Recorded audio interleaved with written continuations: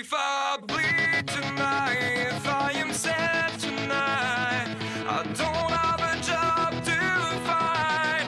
And if I work tonight, if I'm so tired tonight, I'll fall asleep when I'm home,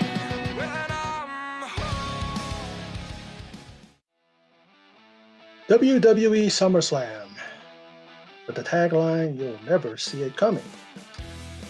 Now, let's go to the kickoff show, and it's the United States title match between Apollo Crews, the reigning champ, and the challenger MVP, and the Hurt Business all decked out in new Hurt Business gear. And I might buy a shirt.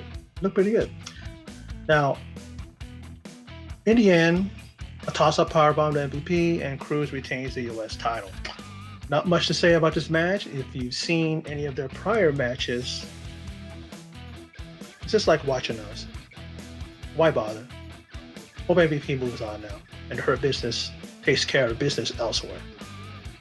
Now, and with that, based off of what I'm going off of with my predictions, those of you who haven't seen that video, I had SummerSlam prediction video, preview predictions, and I've gone 1 for 1. All right. So far, so good. Now, let's go to the main card. Asuka versus Bayley for the SmackDown Women's title. 317 days as a champ. And will that historic reign end tonight? Now, Asuka ended Bayley's NXT Women's title reign, turning that into an historic reign of 510 days. So there is history between these two, and it goes back some time. I remember that Bayley passed out. She didn't even tap out. And then we all saw what incredible run that Asuka had. Now, it was said that Bayley can't imagine not being the champion. Well, at least she has long, significant title reigns. Not like Charlotte, who is defined and deemed only relevant with the amount of reigns. Maybe they should take an example from these two, her and Sasha, where they at least have reigns, like they're not like getting title reigns every time they turn left or right, Now, this match is back and forth, and Bayley begins to target Asuka's knee, which may prove beneficial to Sasha later. Sasha proving to be an asset as her distraction cost Asuka the title, her title opportunity, and winning the title, as she is rolled up in an inside cradle for the victory. And Bayley's reign at 317 days continues. 1 for 2. What are you going to do? Now, the Raw Tag Team title match, Garza and Andrade versus the Street Profits. KO is on commentary. And the challengers have isolated Ford for the brunt of the match, but gets a long-awaited tag to Dawkins. Now, the Profits do the same to Dawkins.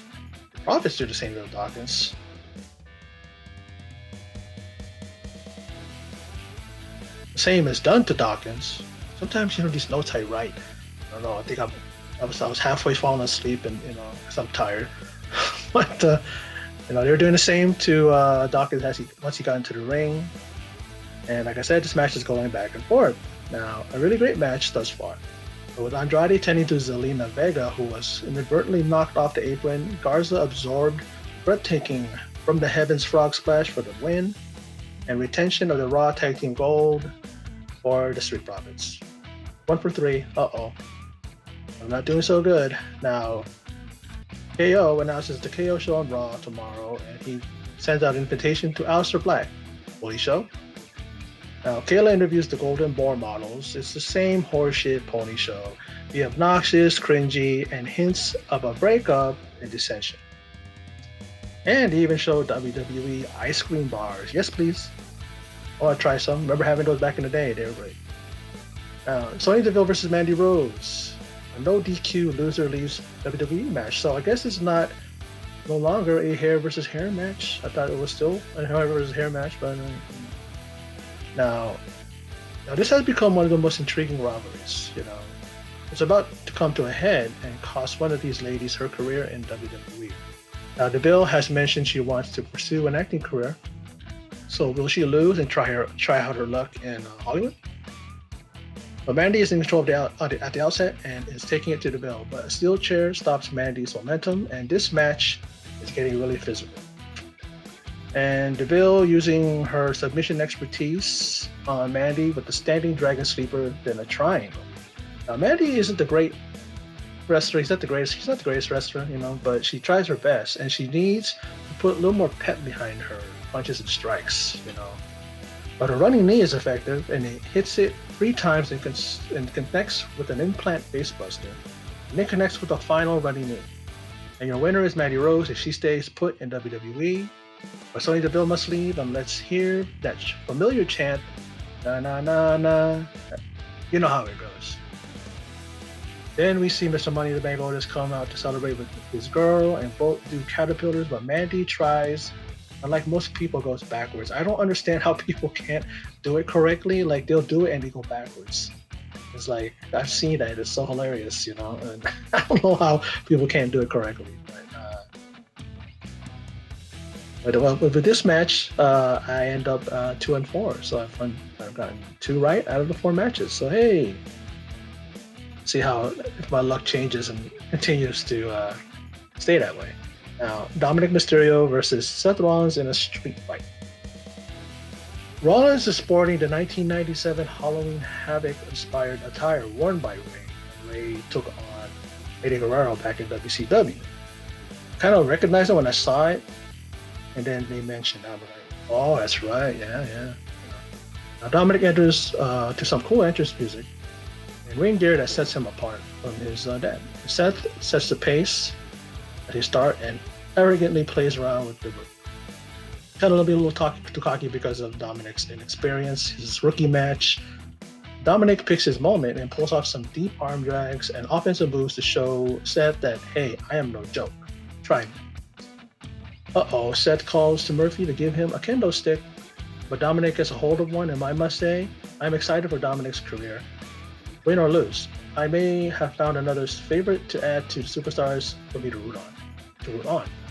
Dominic meets Rollins at every turn despite the Sia's efforts and kendos the hell out of Rollins and to the point of destroying the kendo stick. But a superplex into a cock and arrow by Rollins puts Dominic down but not out as Dom kicks out. Rollins puts the kendo stick to Dominic and sets him up for a hellacious table bump. But Dominic Russian leg sweeps himself and Rollins through the table.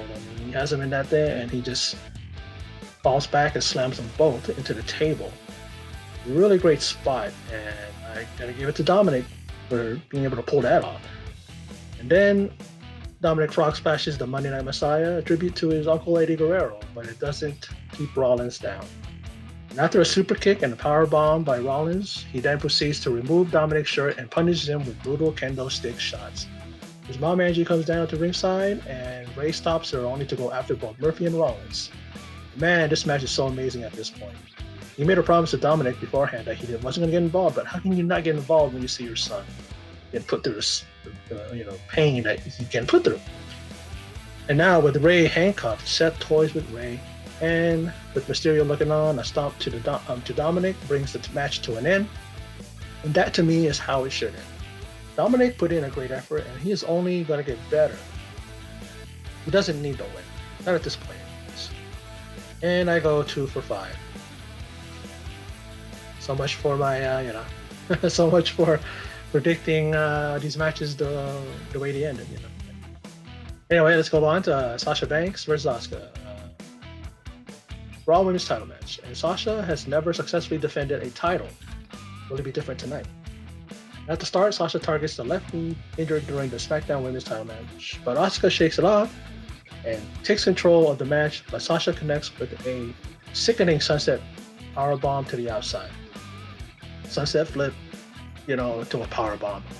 It was sickening. The way Asuka landed, I'm surprised she didn't get the wind knocked out of her and she was not able to continue. I'm surprised that didn't happen. But Asuka eventually gets control and delivers a DDT from the top turnbuckle. That was sickening too.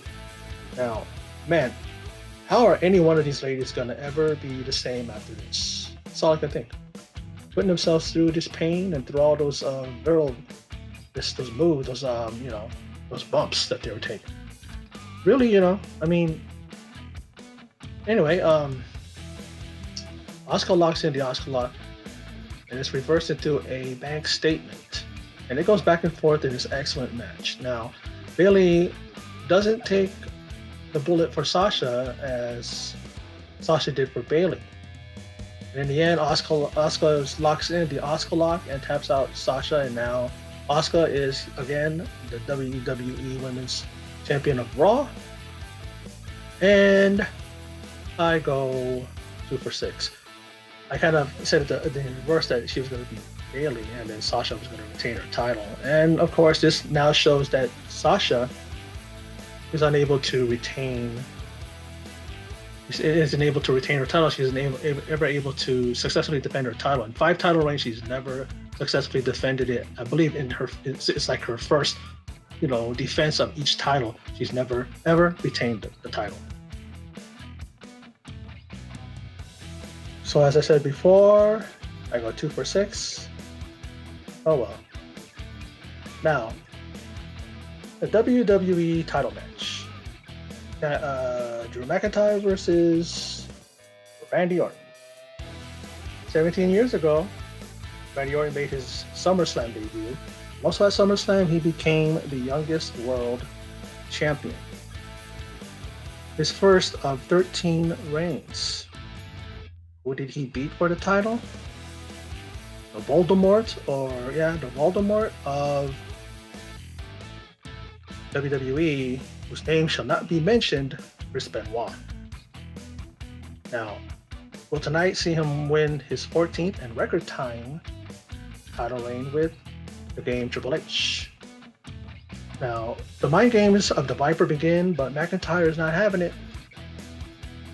And Randy goes for the RKO not once, but twice. Drew now looks frustrated as Orton looks on and smiles. Drew smiles back and they both get in some offense, and Orton goes for yet another RKO and ducks an attempted big boot and sends McIntyre into the ring post and takes over. But we then see a tribute, perhaps from Drew to the Nature Boy, and locks in a figure 4. But Randy Orton gets out by pulling the ref down and poking the champ's eye. Physical match, and McIntyre's left eye is bloody. An RKO attempt is avoided, and the champ puts together some offensive moves to get the momentum on his side again. Future Shock DDT attempt doesn't connect the first time, but a second attempt pays off. Last cow kiss and a clothesline over the top rope, and both men fall to a heap on the arena floor. A back inside and a draping DDT is delivered to the champ, and it will only be a matter of time that the Viper wins his 14th world title. And Orton sets up the punt, but is caught by McIntyre, who slams him down, and now the champ sets up the Claymore, only to miss and reverses another RKO attempt, and with the backslide rolls up Orton for the pin and retains the WWE title. And still your WWE champ, Drew McIntyre. And I go to 2 and 7. I guess 2 of the titles correctly from my previous predictions video. Oh, I think I'm going to give up. And a promo is played. And yes, the Limitless One, Keith Lee, arrives on Raw tomorrow night. So many people were saying, will he go to main roster? I mean, he did as much as he could on NXT, winning both North American and NXT title gold. So here comes Keith Lee, and look out, Raw roster. Universal title match, the main event. The Fiend, Bray Wyatt versus Braun Strowman. A Falls Count Anywhere match. And when did these rules get announced? Just now? I don't think that I recall it being announced on SmackDown. I don't know, but it's what it is. It's the rules. So just like that, the Fiend hits the Uranagi on the champ. I mean, just in quick succession. He got that move on him, man. He's in control of Strowman and grabs a toolbox from under the ring and goes about beating Braun with it. Braun proceeds to plow through the Fiend, sending him through the barricade. then sends the Fiend through the announcer's table and tattoos the challenger with the steel steps across the noggin. And still, even after hitting the power slam, cannot keep the Fiend down. And all this mayhem ends up backstage in the control room area, and Sister Abigail is hit on the hard floor, but the champ kicks out. Now, this is a match I can get behind in regards to these two. No trickery, special effects, or camera cuts, edits, just bare bones, straightforward physicality. Now, ringside and the dreaded mandible claw is locked in, but Roman breaks free and continues his destruction of the Fiend. Now in the ring, and a second power slam doesn't do the trick, and the Fiend kicks out. Damn, these two are bringing it and don't want to leave here without the win and the title. Box cutter in hand, and Braun proceeds to cut up the ring and exposes the wooden paneling beneath. But the Fiend hits the Uranagi, followed by two Sister Abigails, and pins Strowman. And we have a new Universal Champion, Bray Wyatt, and with that, I go 2-8. Well, at least I got two. I think there were the two matches that people weren't, really excited about. I didn't even get one, main caliber match. But okay, I got 2 out of 8. Not great odds, not great averages, but at least I didn't go 0 for 8. And I can hang my hat on that. But just when we thought that was it, Roman Reigns proceeds to take out the Fiend and spears Braun Strowman. He then proclaims right to Strowman's face that he made Strowman, and he's not the monster unless he's there. And the shirt says it all. Wreck everyone and leave. Wreck everyone and leave. That is a statement that he made. And then goes into the ring and spears the new Universal Champ. Now, it was said that at SummerSlam you'll never see it coming. Well, we never saw this coming. Roman is back and he looks ready to take the Universal title sometime down the road. Well, that's my video and my rundown and thoughts on SummerSlam.